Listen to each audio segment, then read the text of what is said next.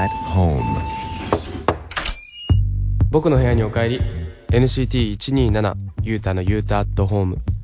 この番組は NCT127 のゆうたが僕のお部屋に皆さんをお招きしたようなアットホームな雰囲気でお届けしています。僕最近寝る前になんかライトを何個かつけてちょっとおしゃれな照明を買っちゃってですね、その照明を寝る30分前ぐらいにですねつけてリラックスしたらすごい寝つきが良くなることが分かってですね、皆さんにねこれはねおすすめしようと思って今日はこの話をしてみました。はい、そしてですね、皆さんももうご存知だと思うんですけど、2月26日発売のですねヌメロ東京4月号のカバーを、僕ゆうたが、単独で撮らせていただきました。すごいいいカットもねたくさんあったので皆さんそちらの方も期待してくれたらなと思います。それでは今週の1曲目をお届けしましょう。 NCT127 でファー。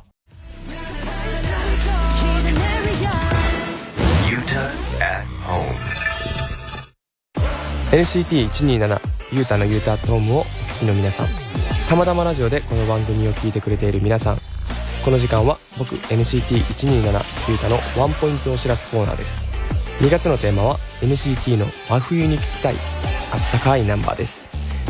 まずは NCT127 でファーストラブ。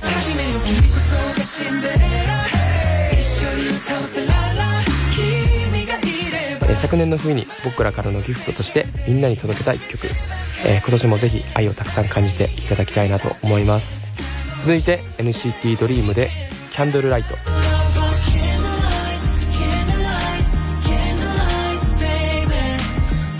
こちらも愛にあふれたナンバーです。アコースティックギターとコーラスがさらに気持ちを温かくしてくれます。そして最後は NCT U でカミングホーム。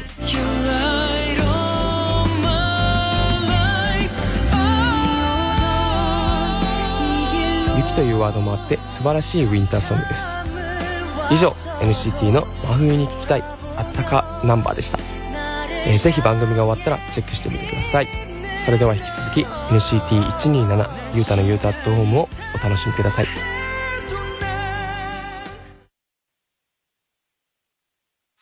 NCT127 ゆうたのゆうたアットホーム。 NCT127 ゆうたのゆうたアットホーム。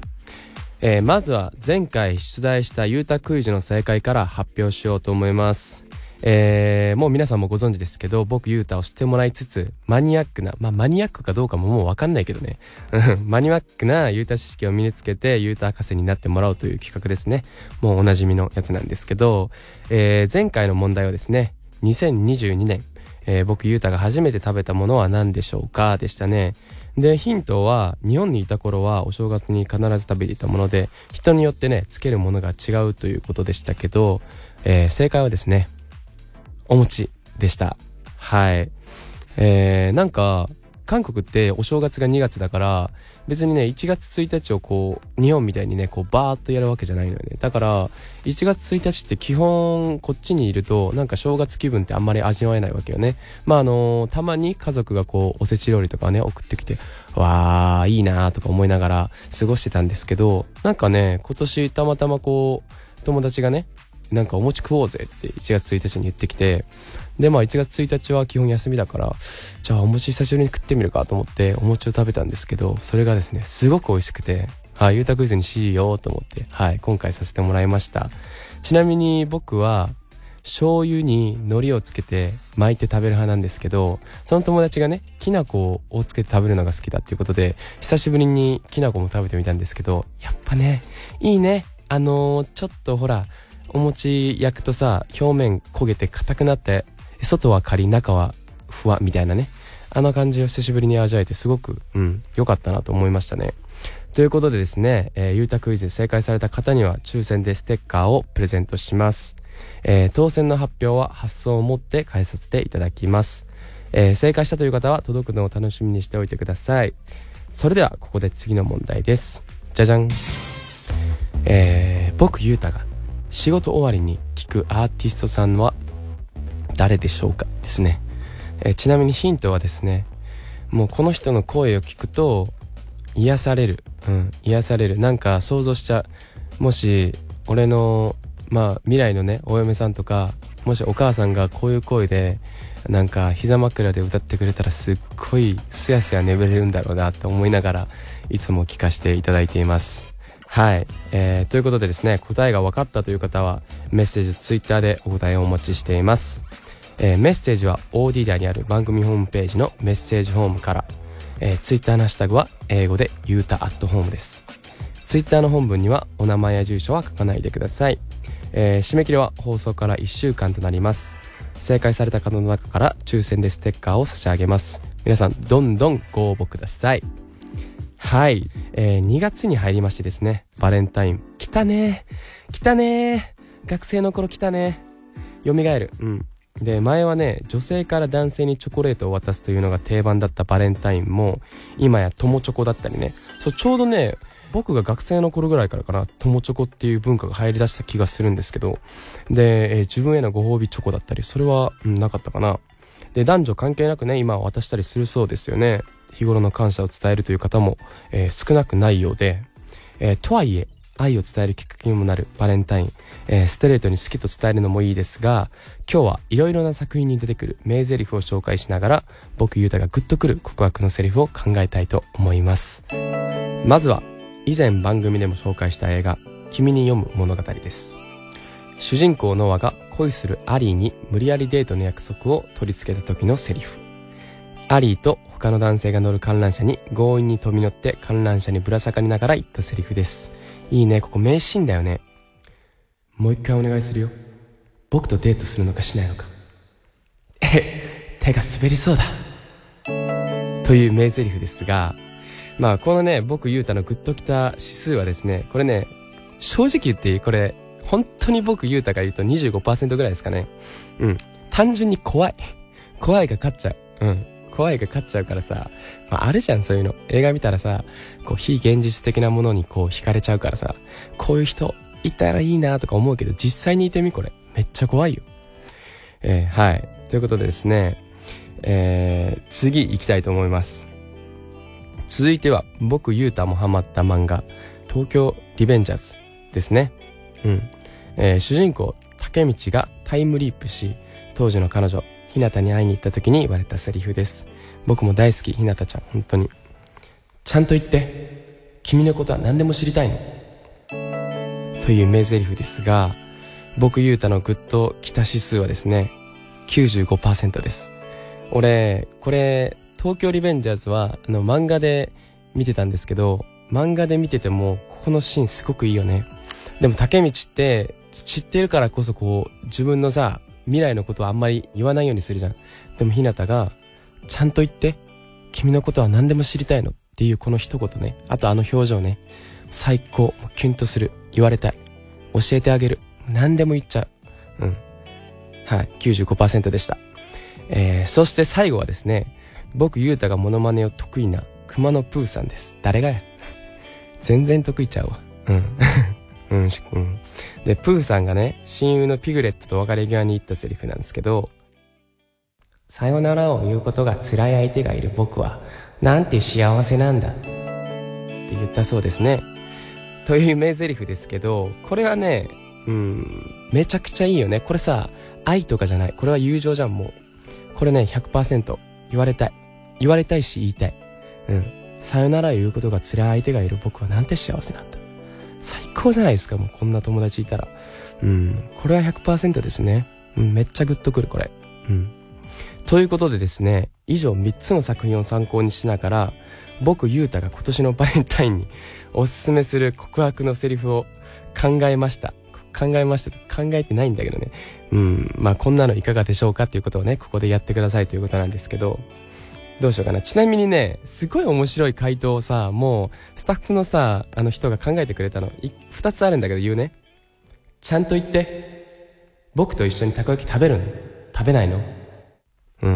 と、これ1個ね、お気に入りのがあるんだけど、歯に青のりがついていても恥ずかしくない相手がいる僕はなんて幸せなんだ。全部パクってんだけどね。東京リベンジャーズもパクってるし、プーさんもパクってんだけどめっちゃよくない？これ俺にちなんで。じゃあ俺がオリジナルで考えたやつ1個言います。どうしようかな。たこ焼きより熱い。そしてチョコレートよりも甘い。そんなとろけるような恋、俺としてみねえか。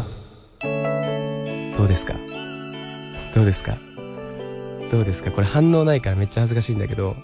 ということでですね、恥ずかしいんで次の曲に行こうと思うんですけど、まあね、告白っていうのはね、こんなもう言葉のどうとかよりね、思いが伝わればいいので、皆さん本当にね、好きな人がいれば、なんかもうそんな回りくどいことせずにね、好きだよとか、俺さお前のこと気になってんだよとか、仲良くなろうとかでも全然いいと思いますね。ここで一曲をお届けしようと思います。G-Soul で Hate Everything。 Hate everything right now. NCT127 ゆうたのゆうたアットホーム、お送りしたのは G-Soul で Hate Everything でした。さて、リスナーの皆さんからのメッセージを紹介しましょう。ラジオネームイリチルに会いたいさん、ゆうたくんただいまお帰り。そしてドームツアーおめでとう。本当にありがとう。本当に嬉しくて、これからイリチルに会うために勉強もアルバイトも全部頑張ろうと思いました。それぐらいイリチルのみんなにドームで会えることがすごく嬉しいです。ゆうたくんが嬉しそうに発表してくれたこと、ずっと忘れません。ドームツアーが始まるまでまだ少し期間はありますが、私たちは元気に楽しく過ごすので、ゆうたくんたちも元気に楽しく過ごしてください。これからもずっと応援しています。大好きですと、イリチリに会いたいさんからメッセージをいただきました。本当にありがとうございます。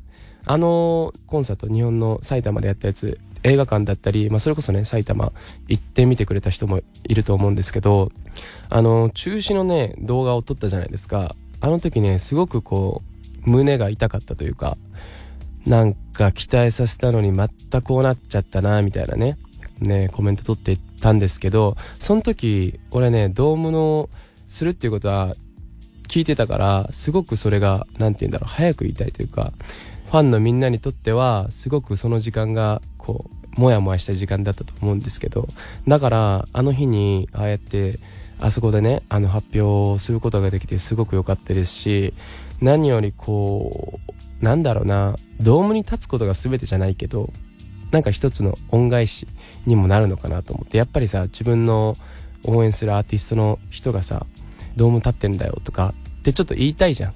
俺も応援してる人のアーティストがさ、こういうところでもやってるんだよっていうのはすごく言えたら、なんか一つの誇りにもなるし、何よりね、このドームにこう導いてくれたファンのみんなにね、すごく感謝の気持ちを伝えたかったし、5月6月までしっかり準備してね、しっかり元気な、姿で会えることを僕ゆうたも、楽しみにしています。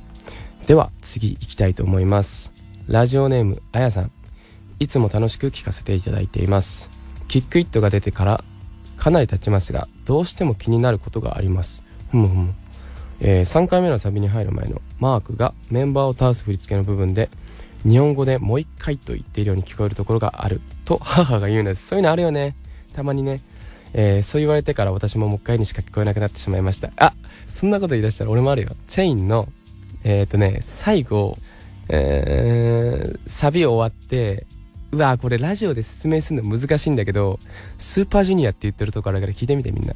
俺たちね、いつもそこね、スーパージュニアっていうところ、なんて言ってるか分かんないんだけど、そこね、俺たちもね、スーパージュニアにしか聞こえなくて、スーパージュニアって歌いながらやってるんだけど、チェインね、ちょっと聞いてみて、そこも。はい、話それました。すいません。で、もう一回にしか聞こえなくなってしまいました。本当は何と言ってるんでしょうか。ゆうたくん教えてください。多分ね、OK だと思う。僕もこれさっき聞いたんだけど、OK って言ってるはずです。何回か言ってると思うんだけど、あやさんのお母さんがもう一回って聞こえるんだったらもう一回でいいと思います。もう、何でもいい。音楽なんて感じたまま歌っちゃえ。だからもう一回でいい。俺も次からもう一回って歌おうかなって思ってます。はい。じゃあ次行きます。ラジオネーム青い水曜日さん。はじめまして。私は色が大好きで、毎日目に飛び込んでくる様々な色に感動してしまいます。ファッションやメイクだったり、季節や時間によって変化する自然の色、匂い、音楽にも感じる色があると思います。先日書店で赤と青とエスキースという小説を見つけ購入しました。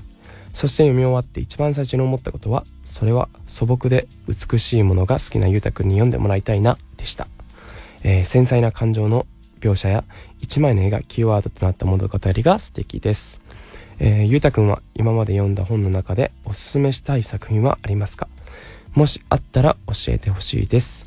日本ドームツアー決定おめでとうございます。お体を大切に活動頑張ってください。メッセージありがとうございます。青い水曜日さん、いいですね。なんかこのラジオを聞いてくれてる方とか NCT127 のファンの人ってすごいこうなんて言うんだろうね、芸術的感覚が鋭いというか、なんか11のさ E をさここでかけた時もなんかU だ11だっていう人がたくさんいたりしたんだって。なんかすごいよね。やっぱりそういう感覚が鋭いファンの方がいっぱいいるんだなと思って、僕ゆうたもねびっくりしてるんですけど、そうですね。最近ね小説っていうか本をね読む時間があんまりなくておすすめする本がないんだけど、このね赤と青とエスキースという小説はねぜひ一度読んでみたいなと思います。青い水曜日さんも体に気をつけて、なんかまたね僕も小説読んでみてお気に入りがあれば、このラジオで紹介したいと思います。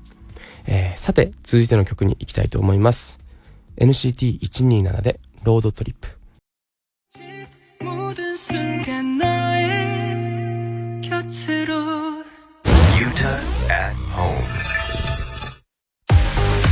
NCT127 ゆうたのゆうたアットホームをお聞きの皆さん、たまたまラジオでこの番組を聞いてくれている皆さん、この時間はインターフェームだけのスペシャルコンテンツ。今月は僕のマイルールをご紹介しようと思います。今週は朝のゆうたルールです。その1、朝起きて最初にすることは歯磨きです。朝ごはんを食べる前にきれいにしておきたいんですよね。本当にご飯食べる前に歯磨いてねみんな。その2、その後まず口にするのはコーン茶です。一日を元気にスタートするのに欠かせません。その3、スマホで最初にチェックするのは天気です。今の時期はどのくらい寒いか、雨や雪が降らないかなどチェックします。以上、僕のマイルール、今週は朝のゆうたルールでした。それでは引き続き NCT127 ゆうたのゆうたアットホームをお楽しみください。 NCT127 ゆうたのゆうたアットホーム、ゆうたアットホーム。今週の NCT127 ゆうたのゆうたアットホームいかがだったでしょうか。最後にこの方のメッセージを紹介して終わろうと思います。ラジオネームメグパンさん、忙しそうなので体調に気をつけてくださいね。ご飯もたくさん食べて、今までメンバーが作ってくれたご飯でお気に入りはありますか？寒いけど頑張ろうときましたね。はい、メグパンさんありがとうございます。メンバーが作ってくれたご飯でお気に入りはね、ドヨンがねすごく家庭的というか、なんか言ったじゃないですか、お母さん的存在って俺言ってると思うんだけど、ドヨンが作ってくれたなんだったっけな、キムチチムとかかな、キムチチムとかキムチポックンパプとか、ドヨンねフライパンでキムチポックンパプを作ってくれるんだけど、キムチチャーハンね作ってくれるんだけど、なんかねすごくおしゃれなんだよね。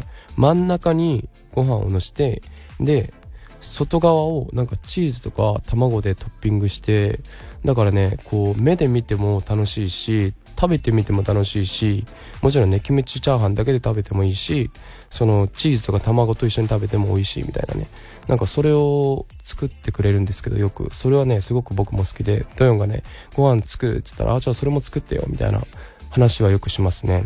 はい、ということでですね、皆さんの声を僕にこれからもどんどん届けてほしいなと思います。メッセージは OD 内にある番組ホームページのメッセージホームで受け付けています。ツイッターのハッシュタグは英語でゆうたアットホームです。それではお別れの時間となりました。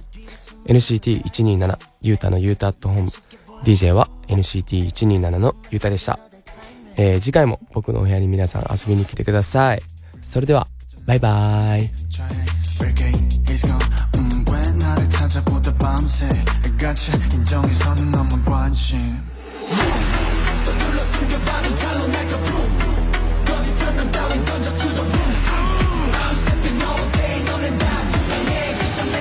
Lemonade tastes like lemonade. Reach your on an hurricane. Under your name, in the noise. Tastes like lemonade. Jolly touch every day. Sunk your body got me feeling good. Tastes like lemonade. Feature on a hurricane.